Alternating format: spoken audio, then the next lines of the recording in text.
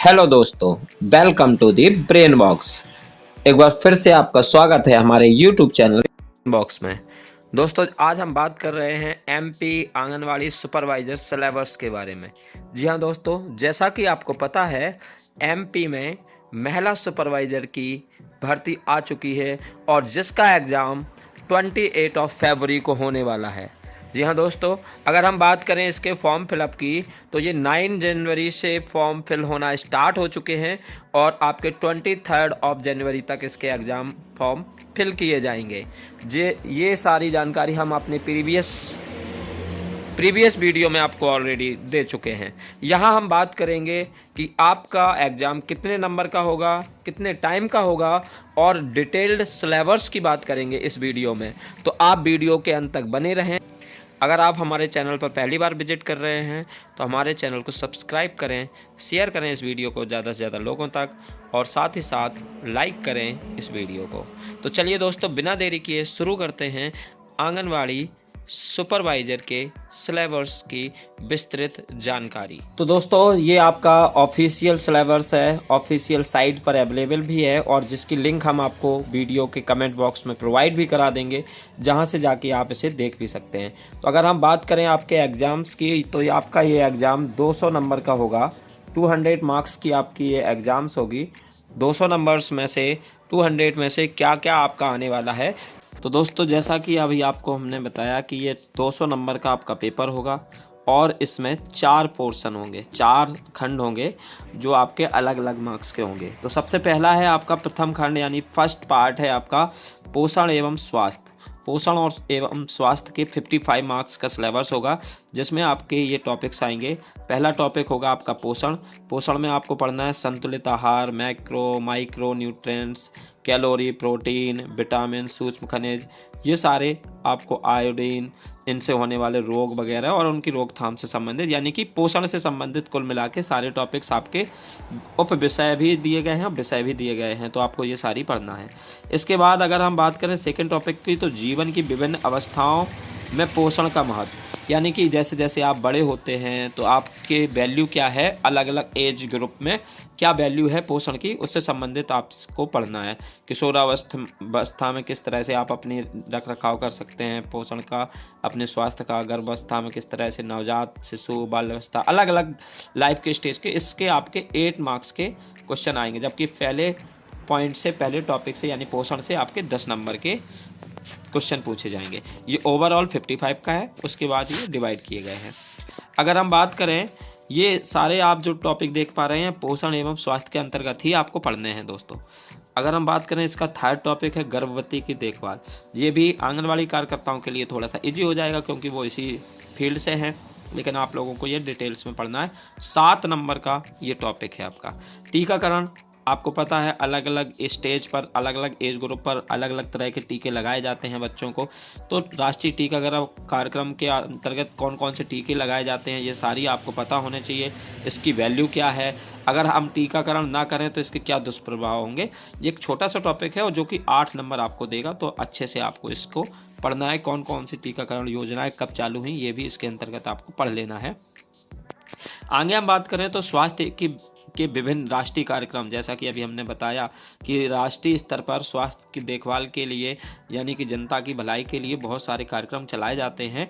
कौन सी योजना कब चलाई गई, नेशनल हेल्थ मिशन, ऐसे बहुत सारे हैं आपके, तो इन सबको आपको पढ़ना है। 6 नंबर का ये आपका टॉपिक है।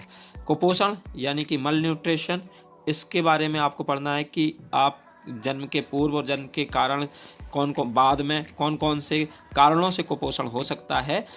8 नंबर का ये टॉपिक है, आपको अच्छे से पढ़ना है। नेक्स्ट देखते हैं सामान्य बीमारियों की जानकारी, जैसे दस्त, उल्टी, ये क्यों होते हैं, किस वजह से होते हैं। तो ना केवल ये एग्जाम की पर्पज़ से बल्कि आपको ये ज्ञान के पर्पज़ से भी पता होना चाहिए। 8 नंबर का ये टॉपिक है। तो ये इस तरह से अगर हम इसको सबको कैलकुलेट करेंगे तो 55 मार्क्स का ये फर्स्ट पोर्शन होगा जो पेपर में आपका आएगा।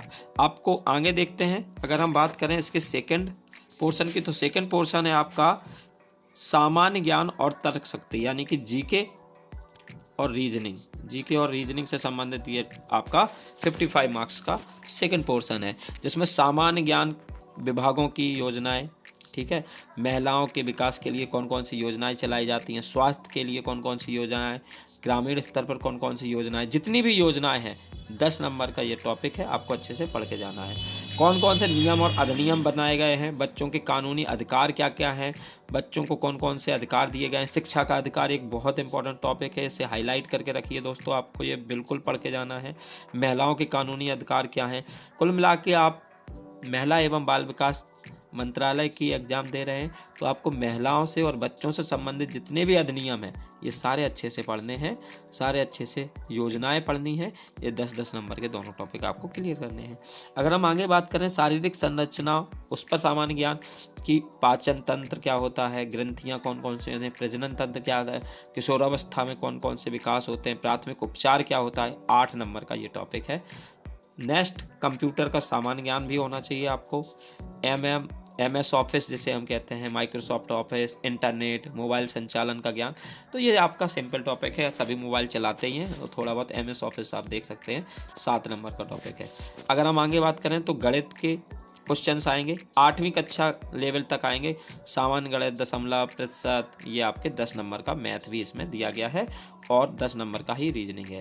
तो 10 नंबर का मैथ, 10 नंबर का रीजनिंग, 7 नंबर का कंप्यूटर, और ये एक तरह का साइंस ही है आपका, पाचन ग्रंथियाँ वगैरह, तो 8 नंबर की साइंस कह लो।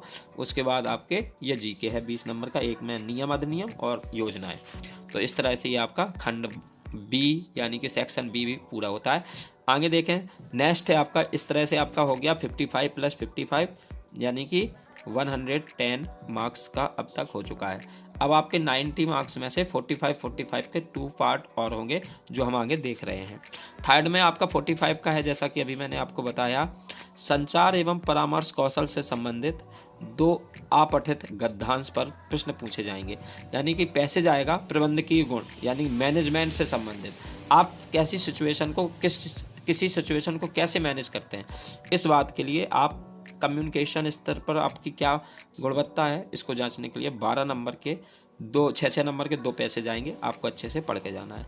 नेक्स्ट देखते हैं, विकास की अवधारणा एवं उसकी मुख्य चुनौतियां, डेवलपमेंट में कौन कौन सी चुनौतियां आती हैं, 10 नंबर का ये टॉपिक है, आपके ये सारी चीज़ें आपको पढ़ना है। समकालीन चुनौतियां कौन कौन सी हैं और इनसे कैसे निपटा जाए। नेतृत्व विकास की क्षमता यानी कि लीडरशिप, क्योंकि आपको लीड करना है टीम को, तो आप टीम वर्क में क्या जानते हैं, आप किस तरह से लीड करेंगे, ये सारी आपका मैनेजमेंट का एक इम्पॉर्टेंट पार्ट है। संप्रेषण क्या होता है दोस्तों, अगला 4th आप देखें 7 नंबर का आता है कम्युनिकेशन, यानी आपको अपनी बात कैसे रखनी है किसी के समक्ष, ये संप्रेषण के माध्यम से ही आप सीख सकते हैं। तो ये आपका 7 नंबर का है, आपको अच्छे से पढ़ना है। सामुदायिक संगठन और मोबिलाइजेशन, सामुदायिक ये सारी चीज़ें यानी कि ग्रुपिंग से संबंधित, सबका जन भागीदारी कैसे बढ़ाएंगे आप, 8 नंबर का टॉपिक है। ये सारे आप मैनेज कैसे करेंगे, कुल मिला के मैनेजमेंट से संबंधित है, ठीक है। तो ये आपका हो गया 45 का। लास्ट पोर्शन देखते हैं, इसमें सारा बाल विकास है, बच्चे की शिक्षा कैसे होगी, बच्चे की देखभाल कैसे करेंगे। तो बाल विकास का परिचय पहला टॉपिक, चाइल्ड डेवलपमेंट का 12 नंबर का। बुनियादी अवधारणा, आपने अगर CTET या किसी TET एग्जाम को दिया है तो आपके लिए ये बहुत ईजी होने वाला है, नहीं तो आपको थोड़े से अच्छे से पढ़ना पड़ेगा दोस्तों। शाला पूर्व शिक्षा परिचय, यानी कि शाला आने से पहले बच्चे क्या क्या घर पे सीखते हैं, जो बच्चे की सीखने की प्रक्रिया क्या होती है, उनकी क्षमताएं कैसी होती हैं, गत्यात्मक संज्ञानात्मक विकास यानी कि डेवलपमेंट के स्टेजेज आपको पढ़ने पड़ेंगी जो आप चाइल्ड डेवलपमेंट में पढ़ते हैं। जीन पियाजे और नॉम चॉम्स्की, ये सारी चीज़ों को आपको पढ़ने हैं अच्छे से। वैसे आपको और डिटेल्स में जानना है तो मैं बता सकता हूँ, लेकिन वीडियो लंबा ना हो इसलिए मैं आपको शॉर्ट में ही थोड़ा सा इंट्रो कर रहा हूँ इन सबको। दोस्तों मैं आपको बता दूं, हम देख रहे हैं महिला एवं बाल विकास मंत्रालय की जो आपकी भर्ती आने वाली है, 28 तारीख को आपका एग्ज़ाम है, महिला पर्यवेक्षक मध्य प्रदेश के लिए, डिटेल्ड सिलेबस, जिसमें हम अभी 3 पोर्शन पीछे देख चुके हैं और ये आपका लास्ट यानी कि 4th सेक्शन है जो कि 200 नंबर का आपका पेपर है, उसमें से आप देख रहे हैं। तो चलिए देखते हैं। तो आपने देखा कि आपको बाल विकास का परिचय और शाला पूर्व शिक्षा परिचय, इसके बाद विशेष आवश्यकता वाले बच्चे। विशेष आवश्यकता का मतलब है child with special need, CWSN बोलते हैं इन्हें शॉर्ट में, चाइल्ड विथ स्पेशल नीड, यानी कि जिन्हें अलग तरह की स्पेशलिटी है, जैसे कोई ऊंचा सुनता है, कोई कम सुनता है। इस सारे बच्चे जो सामान्य नहीं हैं वो विशेष आवश्यकता वाले बच्चों में ही आएंगे। उनकी आप कैसे पहचान करेंगे, उनको क्या क्या सुविधाएं देंगे, राष्ट्रीय एवं राज्य स्तर पर कौन कौन से कार्यक्रम ऐसे बच्चों के लिए चलाए जा रहे हैं, ये सारी आपको चीज़ें पता होनी चाहिए। बाल देखभाल एवं संरक्षण, बच्चे की आपको देखभाल कैसे करनी है, गैर संस्थागत देखभाल कैसे होती है, संस्था के अंदर देखभाल कैसे करनी है, बच्चों के लिए कौन कौन सी योजनाएं हैं, बच्चे और कानून क्या क्या उन्हें अधिकार दिए गए हैं। 11 नंबर का ये टॉपिक है। इस तरह से आपका ये 45 का क्लियर हो जाता है। और यहाँ पे आप देख पा रहे हैं ये ऑफिशियल आपका सिलेबस है। तो आपने देखा कि आपके 2 पोर्शन होंगे 55 के, और 2 पोर्शन होंगे 45 के। इस तरह से आपका 200 नंबर का ये पेपर है जो आपको 3 घंटे के समय में करना है। आई होप कि आपको ये वीडियो समझ में आ गया होगा, आपको सिलेबस से संबंधित सारी डाउट क्लियर हो गए होंगे। अगर फिर भी कोई डाउट है तो आप कमेंट बॉक्स में पूछ सकते हैं। आपको ये सिलेबस की PDF की लिंक हम आपको बायो में यानी कि डिस्क्रिप्शन बॉक्स में, साथ ही साथ कमेंट बॉक्स में उपलब्ध करा देंगे। अगर आप फिर भी हमारे द्वारा ये PDF चाहते हैं तो आप हमारे टेलीग्राम पर हमें ज्वाइन कर सकते हैं। टेलीग्राम की लिंक भी आपको वीडियो के डिस्क्रिप्शन बॉक्स में मिल जाएगी। चलिए दोस्तों, मिलते हैं जल्दी ही एक अन्य इम्पॉर्टेंट वीडियो के साथ। तब तक अपना ख्याल रखिए। Thank you.